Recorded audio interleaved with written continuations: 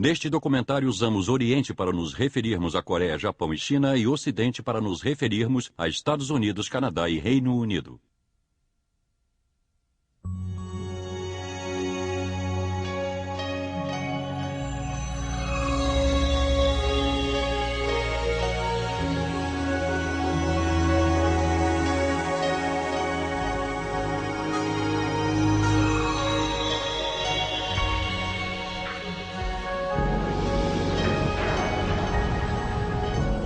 O Oriente e o Ocidente.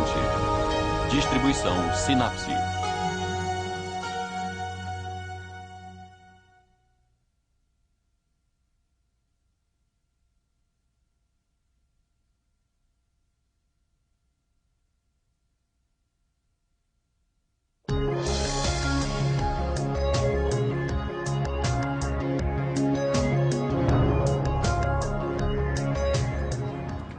O que está mais embaixo?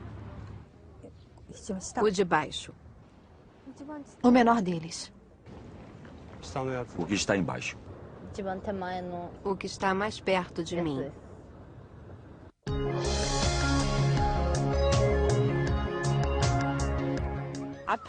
O da frente.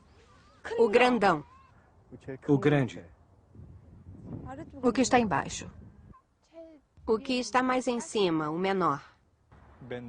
O que está bem embaixo?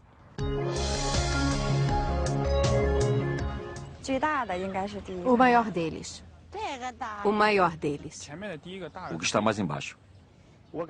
Esse grande é que está na frente.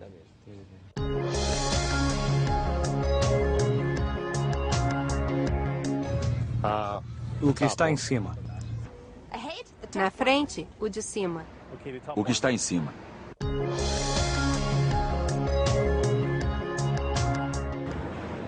O que está em cima. O de cima.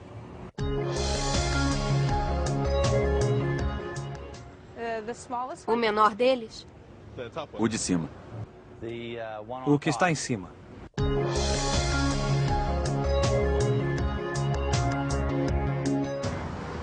O de cima. O que está perto de mim. O que está na parte de baixo. É o que está na parte de cima. Eu diria esse de cima. Está mais longe.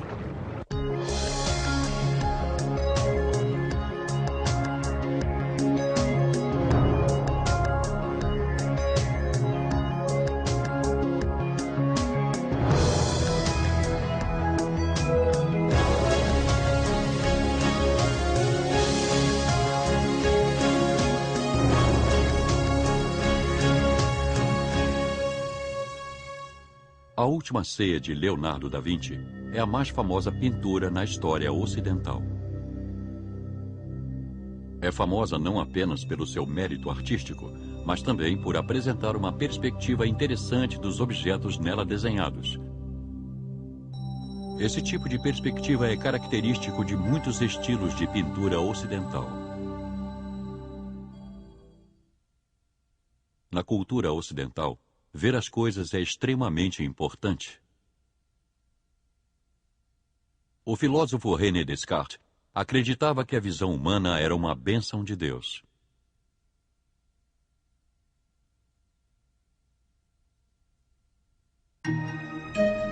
E a perspectiva é destinada a retratar o mundo precisamente como o olho humano o vê. Esse método de pintura interpreta o mundo tridimensional no espaço bidimensional usando um instrumento como, por exemplo, a armação de uma janela. Com esse tipo de perspectiva, o espaço pode ser incorporado a um sistema coordenado. Ao fazer isso, o espaço vira um espaço objetivo. Quando observamos algo usando perspectiva, o observador é o centro e todo o resto é um objeto.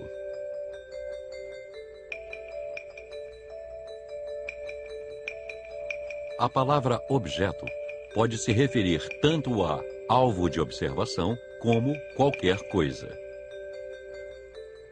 O objetivo originado do objeto significa não subjetivo. Além do seu sentido literal, a frase "eu vejo" pode significar também "eu entendo".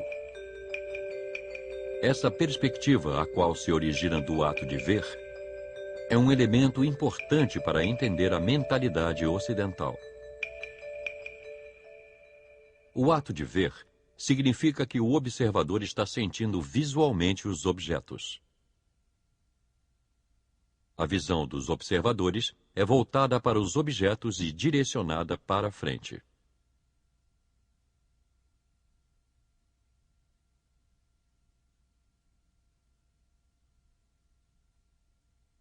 É por isso que na pergunta feita anteriormente, qual deles está na frente, o objeto mais distante do observador é o que está mais à frente.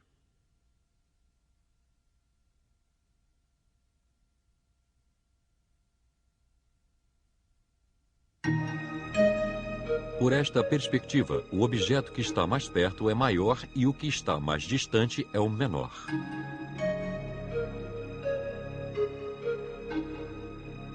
No pensamento oriental tradicional, esse conceito funciona de maneira oposta.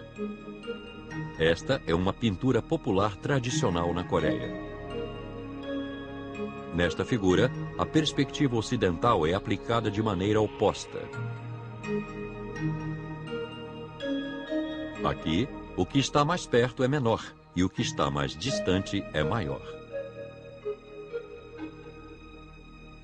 Esse método de pintura chamado retroperspectiva é comum em pinturas asiáticas. Qual é a razão para esse método ter se desenvolvido no Oriente? O conceito da rede de Indra é introduzido no livro Avatanska Sutra, uma importante escritura budista. A rede de Indra se refere à grande rede que cobre o espaço. Esse termo é uma metáfora que sugere que tudo no espaço é parte dessa rede. Bolhas transparentes estão em cada nó da rede de Indra. Essas bolhas representam cada objeto no espaço. E cada uma delas reflete a imagem das outras bolhas que a cercam. A maneira que as bolhas refletem as imagens dos objetos equivale à palavra chinesa jian. Jian significa ser visto ou aparecer. No Ocidente, o ver é do ponto de vista do observador. No Oriente, ver é uma ação que vem dos objetos. Em outras palavras, não é o observador que vê, mas sim os objetos que aparecem.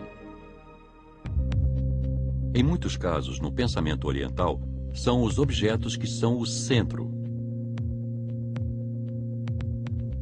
Essa é uma razão, por exemplo, que estudantes de inglês orientais têm dificuldade com perguntas negativas.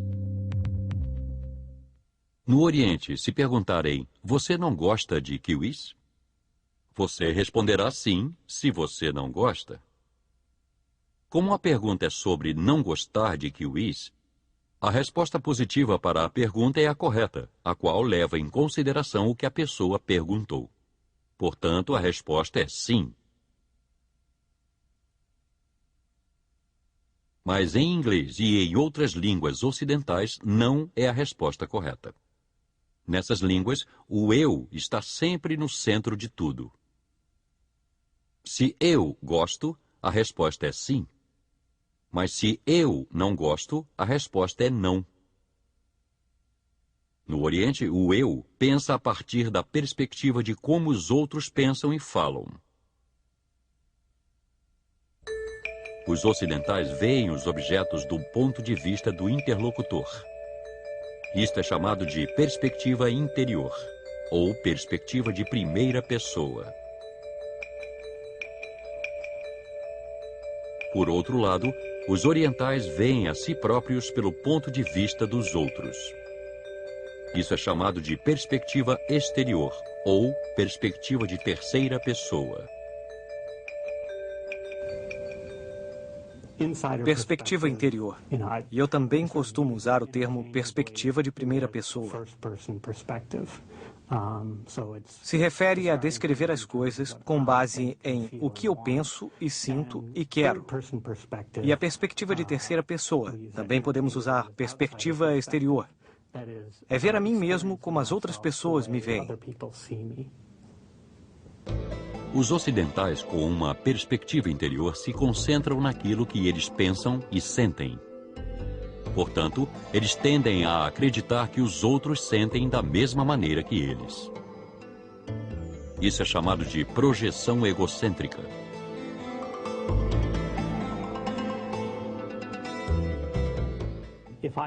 Se eu achava que essa pessoa era muito legal, é claro que você também achava que essa pessoa era muito legal. Se eu achava que essa pessoa era grosseira e insolente, então é claro que você achava que essa pessoa era grosseira e insolente. Os orientais, com uma perspectiva exterior, se concentram no que os outros pensam e sentem. Eles tentam imaginar o que os outros pensam e sentem.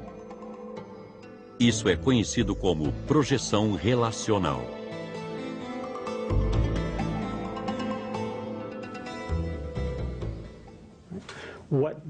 O que os asiático-americanos que foram observados fizeram foi imaginar o movimento através do tempo e do espaço, não a partir de sua própria perspectiva, mas da perspectiva de um amigo. Então eles estavam incorporando o movimento de seu amigo conforme imaginavam algumas histórias. Então eles sentiam o tempo e o espaço a partir da perspectiva de seu amigo.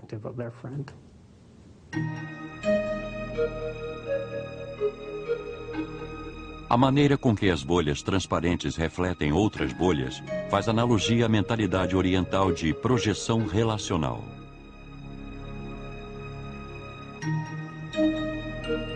Do ponto de vista oposto, o que é visto é oposto à nossa perspectiva. Logo, as pinturas são retratadas de uma maneira diferente da perspectiva do observador. Pinturas coreanas populares fornecem exemplos dessa perspectiva exterior. A figura é pintada não a partir do ponto de vista do pintor, mas do ponto de vista do objeto.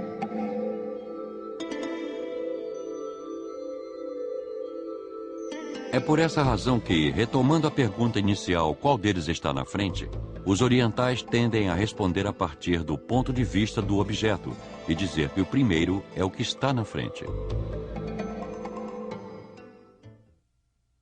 Essa tendência pode ser encontrada no dia a dia.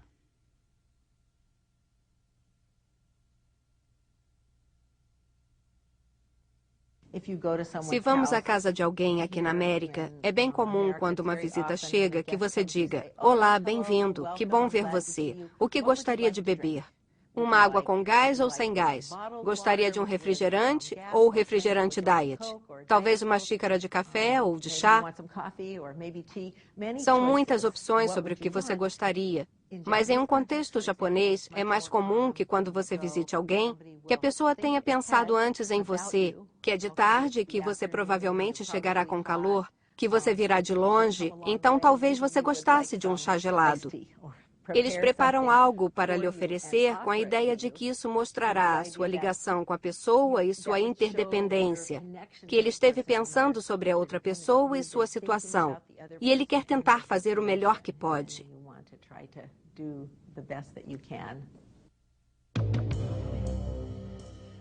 Essas diferenças podem ser vistas na cultura alimentar de cada uma das duas regiões.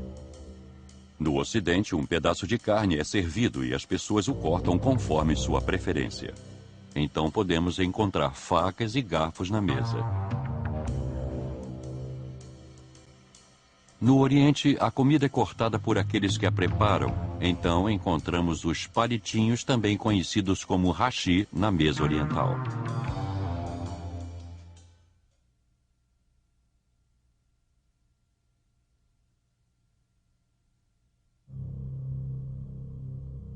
Na cultura ocidental, o eu está quase sempre no centro de tudo. No inglês, o pronome pessoal eu é escrito com letra maiúscula sempre, não importando sua posição na frase. Até mesmo a palavra individual, formada do prefixo negativo in e da palavra dividir, sugere algo que já não pode mais ser dividido.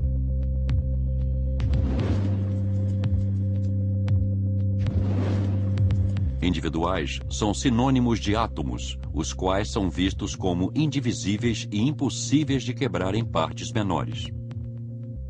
Na cultura ocidental, os indivíduos são frequentemente tratados como átomos, que são as unidades básicas de todas as coisas.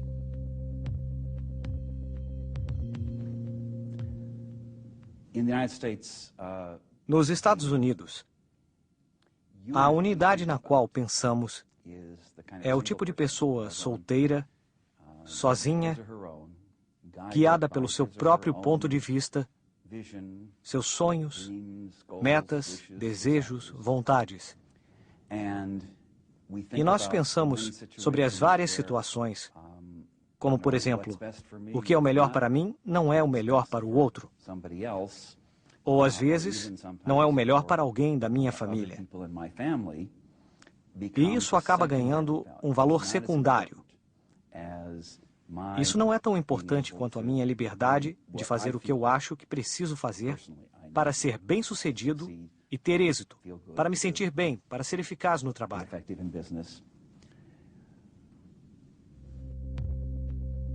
Na cultura americana, a individualidade é um valor supremo. Estados Unidos, Austrália e Inglaterra são países com culturas muito individualistas. A maioria das pessoas nesses países pensa que a felicidade é a coisa mais importante. Na China e na Coreia, a maioria acredita que a felicidade é importante. Eles querem a felicidade, mas não a desejam mais do que qualquer outra coisa. O que acontece então é que a maioria das pessoas nos Estados Unidos não está disposta a fazer sacrifícios. Entre fazer alguma coisa que honre e deixe seu pai orgulhoso a fazer alguma coisa com que ele próprio se sinta feliz, um americano estaria mais inclinado a escolher a coisa que o deixaria feliz.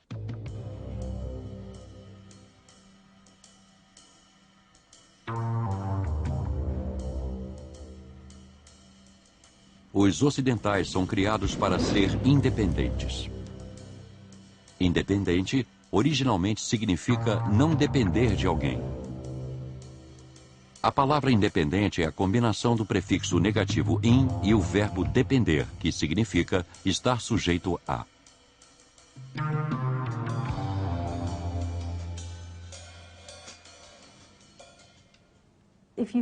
Se você pensar sobre qual é a meta da vida de uma pessoa independente, uma pessoa que vem de uma cultura independente ou de uma cultura individualista, o objetivo de vida normalmente é ser autoconfiante, capaz de fazer muitas coisas por si mesmo, ser inteligente e perspicaz. E tudo isso é alimentado pela noção de que você precisa se apresentar como sendo extremamente inteligente e capaz de fazer qualquer coisa. Isso é quase ver a si mesmo como um super-homem.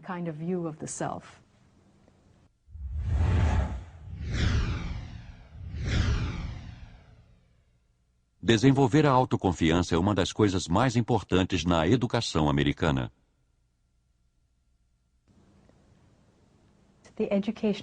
O sistema de educação nos Estados Unidos e as atitudes dos pais encorajam as crianças a se vangloriar, a se apresentar de uma maneira positiva, a dizer, eu sou o melhor, eu sou inteligente e capaz e eu posso fazer tudo. Os ocidentais colocam um grande valor em declarações como eu sou seguro de minha opinião. Eu posso dizer quando alguém está mentindo. E muitas pessoas acham que eu sou especial. Os ocidentais obtêm resultados altos nessa escala, e eles tendem a concordar com frases como eu sou muito seguro das minhas opiniões, ou eu sempre consigo perceber quando alguém está mentindo para mim, ou muitas pessoas acham que eu sou excepcional. Os ocidentais têm a tendência de concordar com declarações como essas. Em todas as sociedades existem comportamentos esperados que são considerados como reações socialmente desejáveis. Na sociedade oriental, as pessoas que se comportam modestamente são consideradas pessoas boas, enquanto na sociedade ocidental, As pessoas que parecem inteligentes encontram aceitação. Todos nós nos preocupamos em parecer bons para as outras pessoas. Queremos nos mostrar de uma maneira positiva. Mas o significado disso pode variar de cultura para cultura. Numa cultura oriental, apresentar-se de maneira positiva significa: eu não quebro nenhuma regra. Eu me comporto como a sociedade espera. Podem contar comigo para ser um bom amigo, uma boa pessoa para o meu grupo e para ajudar as pessoas. Isso é apresentar-se positivamente. Mas numa cultura ocidental, é totalmente diferente. Apresentar-se de maneira positiva significa ser inteligente e capaz. Eu posso fazer isso. A minha inteligência está acima da média da inteligência das outras pessoas. Eu posso ser autoconfiante. E então o jeito de ser que é desejável e positivo no Ocidente é aquele que exalta um pouco as próprias qualidades e capacidades pessoais. Mas o jeito de ser desejável não é gabar-se, é ser modesto, mas também seguir as regras e fazer o que esperam que seja feito. Os pais ocidentais ensinam seus filhos a fazer julgamentos e criar opiniões de forma independente. Um dia, um colega meu japonês estava hospedado em minha casa, pois daria algumas palestras na cidade. E ele notou que no café da manhã da minha filha, eu colocava sobre a mesa 3, 4, 5 cereais e perguntava para ela: qual você quer para o café da manhã de hoje? Qual você escolhe? Você quer o cereal de arroz? Quer o de aveia? Quer o que tem formato de bolinha? Esses eram seus preferidos e eu presumia que ela ia gostar muito, sentir prazer em escolher o próprio cereal. O meu colega, Shinobu Kiteyama, com quem eu já fiz muitas pesquisas, me perguntou: por que você dá tantas opções para ela? E eu achei: quero de aveia, quero que tem formato de bolinha. Esses eram seus preferidos e eu presumia que ela ia gostar muito, sentir prazer em escolher o próprio cereal. O meu colega, Shinobu Kiteyama, com quem eu já fiz muitas pesquisas, me perguntou: por que você dá tantas opções para ela? E eu achei essa pergunta tão estranha, porque para mim é óbvio que todo mundo quer poder escolher. E a razão pela qual você consegue escolher é que com isso você consegue mostrar do que gosta, qual é a sua preferência. E você consegue mostrar também que é independente e tem algum controle sobre o seu mundo. Mesmo que a minha filha fosse um pouco pequena naquela época, tinha uns 4 anos, eu achava que ela realmente iria adorar escolher, porque ela, sim, seria capaz de se expressar e mostrar sua singularidade. É o cereal que ela gosta, e é diferente, talvez, do cereal que a sua mãe gosta, ou que o seu pai gosta, ou que a sua amiga gosta. Eu achei aquela pergunta estranha, mas quando comecei a pensar sobre ela, eu pude ver que havia muitas questões culturais, como se existisse um iceberg enorme embaixo dessa pontinha, do comportamento de escolher as coisas. E então eu perguntei: o que você faz para a sua filha? E ele disse: simplesmente damos a ela café da manhã japonês. O café da manhã que é bom para as crianças. Damos um pouco de arroz, um pouco de miso, às vezes vegetais, às vezes um pouco de picles, coisas assim. Esse que é o bom café da manhã. É assim que fazemos lá. No Oriente, as mães geralmente fazem as escolhas para os filhos. As crianças tendem a acreditar que suas mães escolhem o que é o melhor para elas. Elas confiam e seguem as escolhas de suas mães. Foram feitos pequenos testes com crianças. O que estava sendo estudado era a diferença entre quando as crianças escolhem a questão e quando as mães escolhem.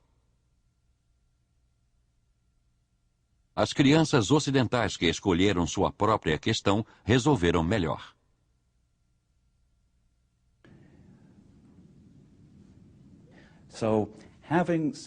Então, ter alguém que gosta e se importa em fazer uma escolha por você é visto de uma maneira um tanto negativa, como uma fonte de motivação extrínseca de alguém que não é você mesmo, dizendo o que você deve fazer. E os europeus e americanos veem essa experiência como um fenômeno negativo. Eu quero evitar isso, eu prefiro fazer isso sozinho, eu prefiro poder escolher. Mas as crianças orientais cujas mães escolheram suas questões as resolveram melhor. As crianças asiático-americanas não acharam a experiência negativa, e sim gratificante. Foram motivadas intrinsecamente e, como resultado, aprenderam melhor. O padrão de julgamento dos ocidentais vem de dentro. Quando se autoavaliam, os ocidentais tendem a seguir o seu próprio julgamento, não importando o que os outros digam. Os ocidentais estabelecem padrões para justificar as suas ações, especialmente quando seguem suas emoções. Quando eles se sentem bem em relação a algo, sua ação pode ser justificada. Os orientais, que se encontram mais conectados com a sociedade e com as pessoas que estão à sua volta, tendem a julgar a si mesmos, fazendo o que é esperado que eles façam, baseados nos padrões da pressão social, da responsabilidade familiar e das normas e regras. Eles constantemente se comparam com os outros. Então, como resultado, o nível de felicidade é avaliado de forma bem diferente nos países do Ocidente e nos países do Oriente. Então chegamos à conclusão de que os orientais, de fato, frequentemente acham difícil sentir a felicidade individualmente. Os orientais se autoavaliam dependendo do padrão de comportamento dos outros ou da sociedade. O que os outros pensam deles é mais importante do que a sua própria avaliação. Assim, os orientais são geralmente muito sensíveis ao julgamento dos outros.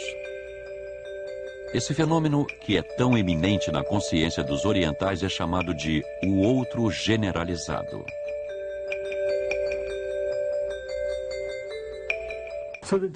Então, o outro generalizado é a minha imagem de outra pessoa.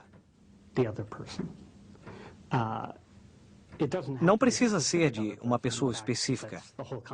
Na verdade, é todo um conceito de um outro generalizado, que é como as outras pessoas me veriam e como as pessoas me veem de fato. Então pode haver alguma coisa que eu não queira fazer, porque eu acho que não combina com o outro generalizado. Eu acho que as outras pessoas pensarão mal de mim. E isso é como se fosse a minha representação dessa outra pessoa, que incorpora as normas e os padrões da minha sociedade. Então, todo ser humano tem um outro generalizado. Todo ser humano tem uma visão do lado exterior, como se outra pessoa estivesse olhando para ele. E a questão é o quão onipresente está essa outra pessoa. E pode ser que esse outro generalizado seja uma parte mais saliente, uma parte mais importante da consciência dos asiáticos do que da consciência dos europeus e dos americanos. O reflexo na mente dos outros da imagem que você tem de si mesmo é o outro generalizado. Essa característica faz uma analogia a quando as bolhas transparentes refletem em si mesmas a imagem de outros objetos. Uma bolha transparente reflete imagens de outros objetos em relação a si mesma. Se você olhar de perto para uma das bolhas da rede de Indra, você poderá ver que esta bolha reflete várias bolhas. No budismo, isso é chamado de Yuchun-da Da-dyun-eu, que significa as partes pertencem ao todo e o todo pertence às partes.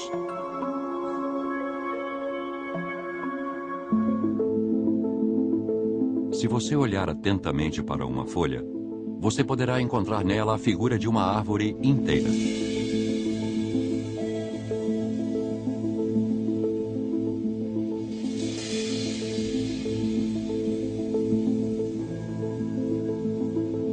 Há muitos exemplos como esse na natureza. Isso é tão amplamente aceito que no Oriente é considerado uma lei da natureza. Acredita-se que todo objeto no universo se move de acordo com essa lei da natureza.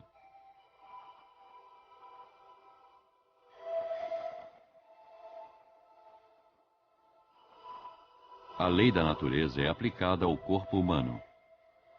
Na chamada medicina oriental, o corpo humano é comparado a um pequeno universo. De acordo com a medicina oriental, os humanos são saudáveis quando eles vivem de acordo com as leis da natureza. Se eles vão contra elas, eles ficam doentes. Esse conceito é chamado Joninsang-un.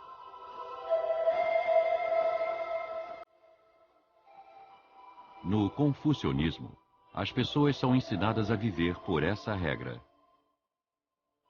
Os ensinamentos de Confúcio se concentram excessivamente em como os humanos podem viver de acordo com a lei da natureza. No Ocidente, porém, a mente humana pode ser frequentemente vista como superior às leis da natureza.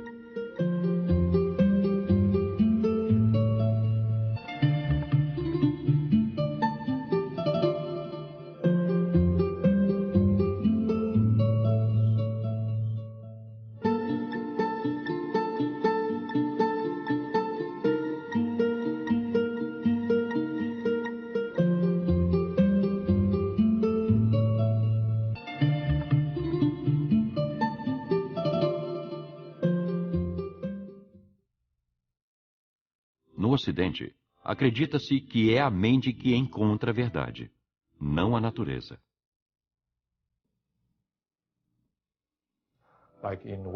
Nas faculdades ocidentais, eles sempre dão ênfase a seminários, dão ênfase a debates, porque isso vem das tradições gregas.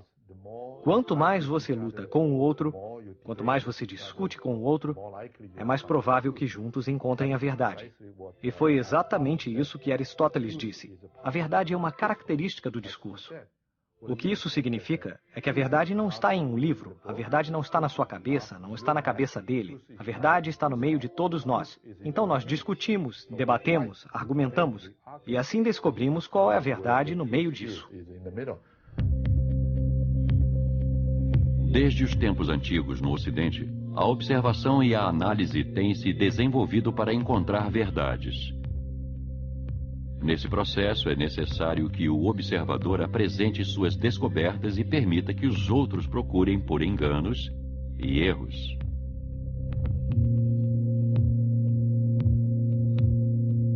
Assim, o processo de trocar ideias e manter uma discussão livre é necessário para que a verdade seja encontrada.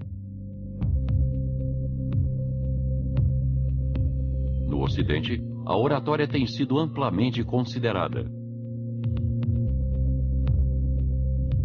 É por essa razão que a eloquência e a retórica foram transformadas em formas de artes virtuais.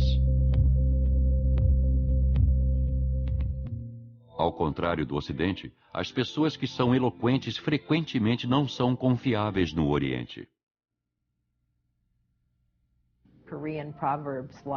Provérbios coreanos como "a carruagem vazia faz muito barulho" passam a ideia de que quando você escuta muita conversa, geralmente significa que não há muita reflexão. Em um contexto japonês, as pessoas dizem, toda infelicidade vem da boca.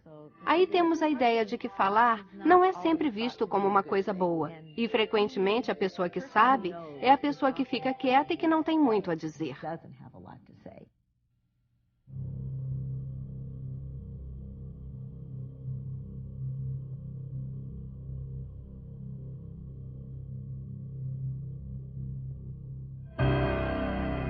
No Oriente, uma imagem negativa da eloquência existe há muito tempo. Os orientais tradicionalmente acreditam que a linguagem é um meio para comunicar significado. Então ela não existe para outro propósito. O filósofo Zhuangzi proferiu a frase Tugi Bangon, a qual diz que se você entende algo, então esqueça as palavras. O próprio Confúcio se referiu a Onbu-Chini, que significa que a linguagem não pode conter todos os significados do mundo. Existe um pequeno experimento usado para testar a relação entre a linguagem e o pensamento. Quebra-cabeças simples foram dados aos orientais e aos ocidentais. Primeiro, pedimos que eles descrevessem suas ações.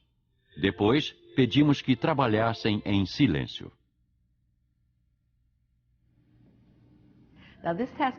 Essa tarefa foi fácil para os americanos com antepassados europeus que estão acostumados a crer que falar e pensar estão sempre juntos. Se você está pensando, deve saber dizer o que está pensando. Então, o desempenho deles foi um pouco melhor quando estavam falando em voz alta do que quando estavam em silêncio. Para os alunos com antepassados asiáticos, isso foi totalmente o oposto. Tanto que o desempenho deles foi muito bom quando estavam em silêncio, quando eles resolveram o quebra-cabeça sem falar. Quando pedimos que eles descrevessem o que estavam fazendo, que falassem, eles diziam: "Deixe-me ver, agora eu preciso encontrar um quadrado que tenha listras e um círculo.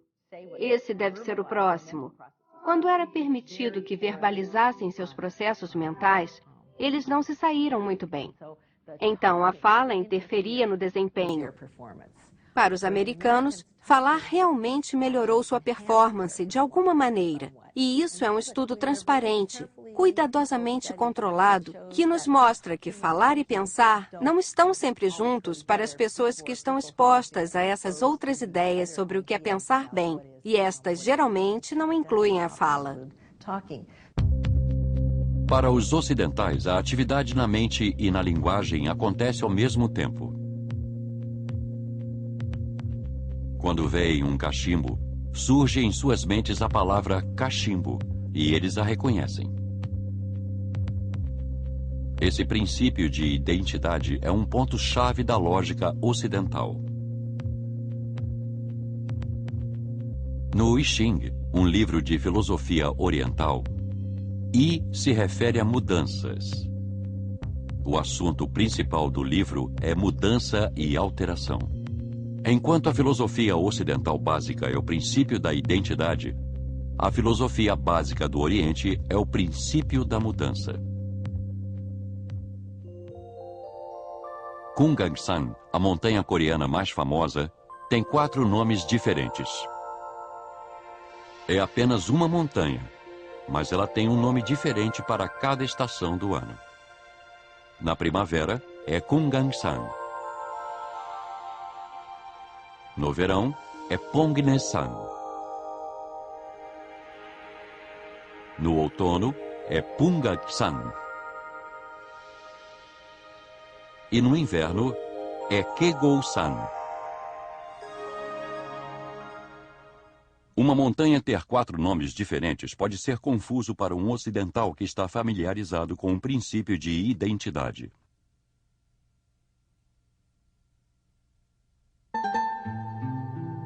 Esse é o quadro Serrando, considerado um tesouro nacional da Coreia. Há algo estranho nessa figura.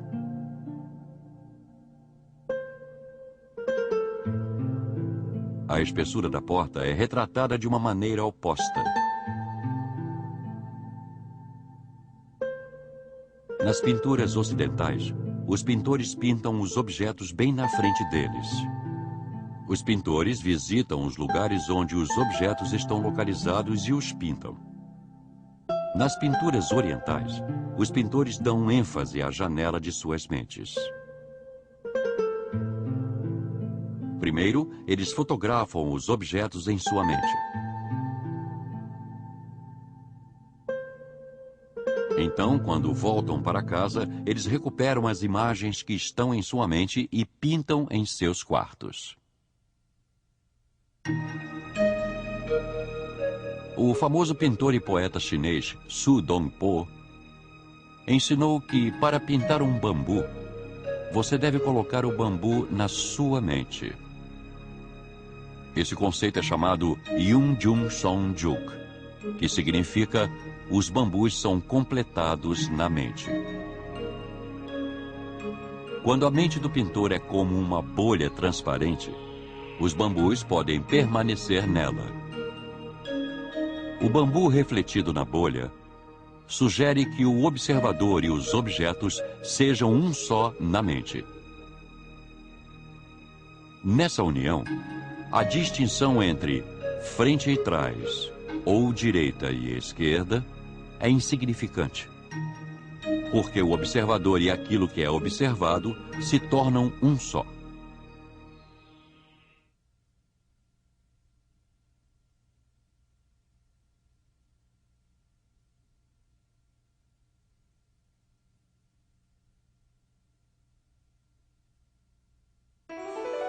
As bolhas mais transparentes são capazes de refletir melhor os objetos. É por isso que na cultura oriental, a expressão "a mente deve estar limpa" é bastante usada. A mente mais limpa é capaz de virar uma só com os objetos. No pensamento oriental, encontramos a verdade não através da discussão, mas através da meditação, que torna a mente da pessoa limpa e calma. Em um contexto americano, se dissermos, deixe sua mente limpa ou calma, calma como a água, muitos sabem que essa ideia é o melhor caminho para a concentração e para um estado meditativo, como ocorre, por exemplo, em qualquer arte marcial ou algo do tipo. Frequentemente, para os americanos, parece que a mente é vazia, e isso é algo que dá muito medo de se pensar.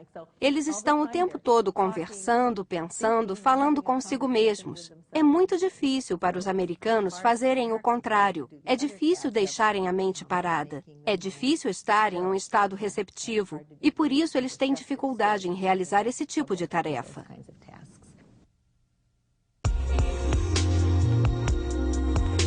Como vimos, ocidentais e orientais geralmente veem os objetos de maneiras diferentes. Os ocidentais tentam entender as coisas analisando os objetos. E os orientais tentam tornar-se um só com eles. É por isso que dizemos, os ocidentais querem ver e os orientais querem ser.